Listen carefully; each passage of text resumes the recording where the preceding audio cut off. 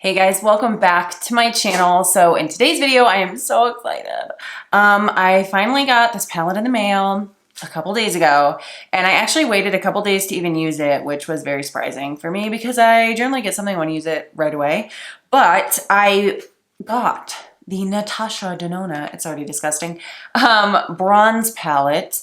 And I initially didn't get it right when it launched, but then I kept thinking about it and I was like, I kind of really want that. And for $65 for one of her palettes, I felt like, okay, like I need this. So I got the palette. I did use it once. So I did end up dipping into it yesterday and finally used it. So today, this isn't necessarily gonna be like a first impression or something. I'm just gonna do a tutorial with it basically. I'm gonna do a look with it and just give you guys some thoughts on it too at the end, kind of like I normally do. So not like a super structured like first impression, review, like all that stuff. I'm just gonna kind of be playing with it, show you guys a look that I've been wanting to do with it. And yeah, I just want to give you my thoughts on it, and that's kind of it. So hope you guys like the video, and we're just gonna jump right into the look. I already have my base on. I have the L'Oreal Infallible Fresh Wear All Over, my UOMA Beauty Woke Concealer, which is legitimately my favorite concealer I've probably ever used at this point. It's so good. I have that on. I set my under eye with my Alamar Cosmetics Bronze and Brighten Trio. I used the light shade to set under my eye, and then I used the bronzer in the middle to do my bronzer. For my blush, I have the NABLA blush in the shade Independence. It's the Skin Glazing Powder from their newest collection. And then for my highlight, I have the Wet n Wild Fantasy Maker highlight they came out with a little while back, which is called Illuminati. And then I use the UOMA Beauty Baby Hair Brow Pencil for my brows, and then also to apply a couple little faux freckles. I've been in the sun a lot recently. I went on vacation, so I have quite a bit of actual real freckles popping out. Like all the ones you can see around my forehead under my foundation are actually real. And I had a bunch more pop up on my cheeks and under my eyes and stuff. So I just, got something in my eye. I just intensified those. So yeah. I'm gonna zoom in now so we can get into the eye look. All right, so I'm zoomed all the way in here. I usually do one eye before. That's my usual style, but I just didn't want to today. I just thought I'd go right in with you guys together from the start. So I'm gonna start off by priming my eye. I'm gonna use the same UOMA Beauty Woke Concealer. This concealer is just very good and very hydrating and smooth, and it's just amazing, and I really enjoy it. So I'm gonna use that light layer and just blend it in. My eye look is inspired by this girl Jen on Instagram. I've done several videos with looks inspired by her at this point, so I'm sure you've heard me talk about her. I will put the look up here in the corner so you can see what I'm talking about, and of course link her down below as usual. But that is kind of what I want to do today because I really want to play with the shade Rhodium here in the top corner. So I'm going to first start off in my crease with the shade Beach. And I'm using this on a Morphe M441. And I'm just going to go like higher in my crease area and really just get this shade buffed out up here. And yesterday when I used this palette for the first time, it's just like kind of, I would say, similar to Natasha Denona's other formulas that at least I've tried. Like I have her Metropolis palette, which I did a full video on, which I will link here. And I also have her like that little cranberry, the cranberry palette, which was like the bigger pan size one. I have that one too. And those are the only Natasha Denona products I have, just those two and now this one. And these perform just as well, if not even better, than the other formulas or the other palettes I have from her.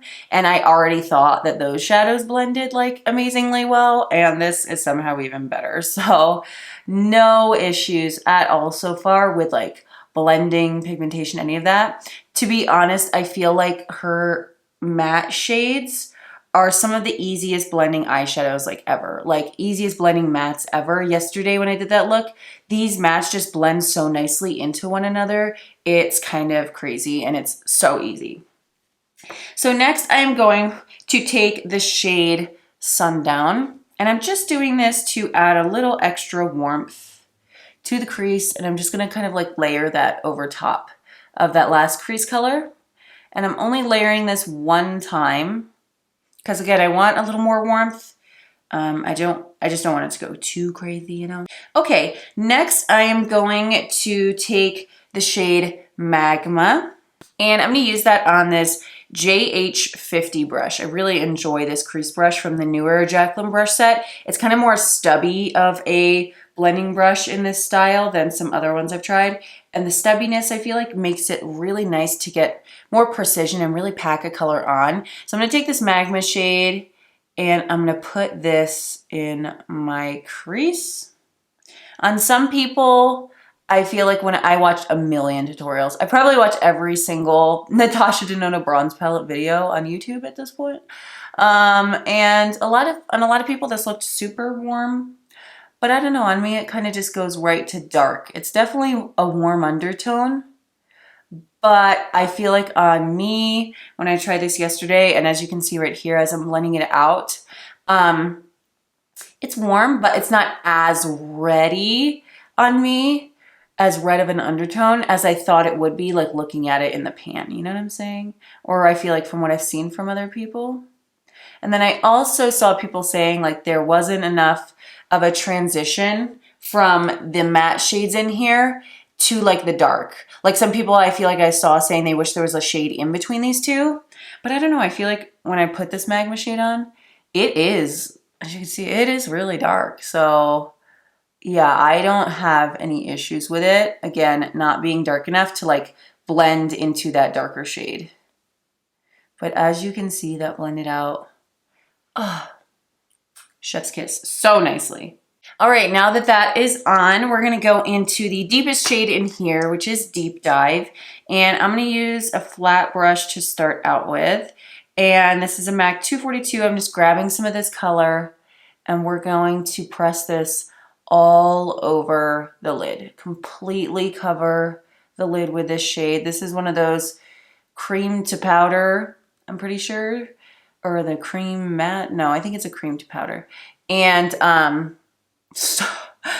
just so pigmented, honestly, like I just can't. I love that, especially like she did in the Metropolis palette too, and I mentioned it in that video. She does a lot of these dark shades in this cream powder formula, which I feel like is just such a smart idea because you get like almost zero fallout. Like you can see I put my brightening powder on and everything under my eye, and there's no flecks under my eyes right now.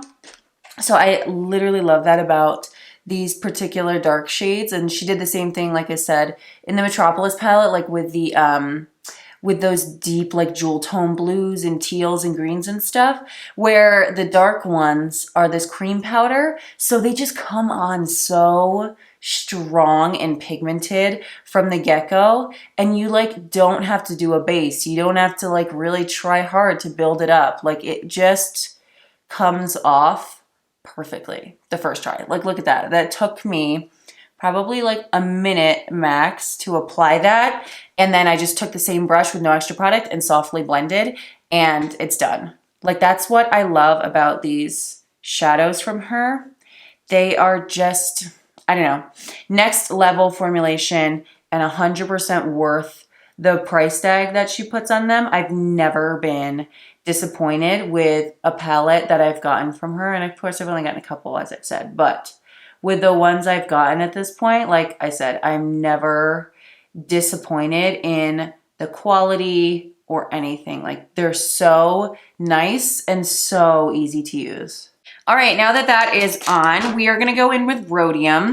You guys know whenever I use shimmers, I always use a glitter base because that's just how I like to do it. With any shimmer or any loose powder, any loose glitter, any of that, I always use a base. So if I'm gonna be like accurate to see how this palette works, the only way to be accurate to how I usually do my makeup would be to put a base on. So that's what I'm gonna do. This is the NYX Glitter Glue. I'm just going to tap a little of this right on the lid here. I'm not going too far in the outer corner. And I am gonna tap this up in my crease just a little bit. You guys know I like to do that just to kind of have the shimmer like go all the way up and sort of fade out into the crease colors. And now I'm just gonna go into Rhodium with my finger and press this on top. And let's see how this looks. I was so excited about this color because I love the dynamic of a really warm like look with like a pop of like a more cool toned lid. Like this kind of color is a perfect complement to warmer, more bronzy shades. Because it's almost like a polar opposite a little bit, and it just works so well. That color is so beautiful. And it's exactly perfect. I kind of like that that one wasn't as crazy wild shimmer as some of the other ones, because I think it works nicely as just sort of like this airy, soft, smoky, kind of grayish, purplish, brown hybrid. And it goes, again, so well with the rest of the colors. And I think that's like just a perfect kind of, I don't know, addition for the palette. And with putting it on with my finger and with the base, this is probably sort of the max shimmeriness you're gonna get from this. So just keep that in mind. So if you want something more subtle, like this color with a brush, I would say, or just like dry over top of your shadow, it's just gonna look a lot more subtle than this. So if you want it maximum shimmeriness, this is probably the max amount of like shimmeriness you'd get out of this, putting it on the way I did. So now I'm just gonna do the bottom. For the bottom, I'm gonna take a little bit of my NABLA Cupid's Arrow number 2, which is the brown one. And I am going to run that on my waterline for a little bit of a liner and just a little bit under my lashes in the outer corner. And then I'm gonna do like I usually do and just sort of bring all the colors I did on the top onto the bottom. So first I'm gonna take my MAC flat brush again and just lightly buff out that pencil. And now I'm gonna start with Deep Dive. And I am going to apply that really close to my lashes, focusing more in the outer corner. And then just lightly bring a little bit of that depth in. I'm then gonna go back in with my blender brush and into the shade Magma and lightly blend that under as well.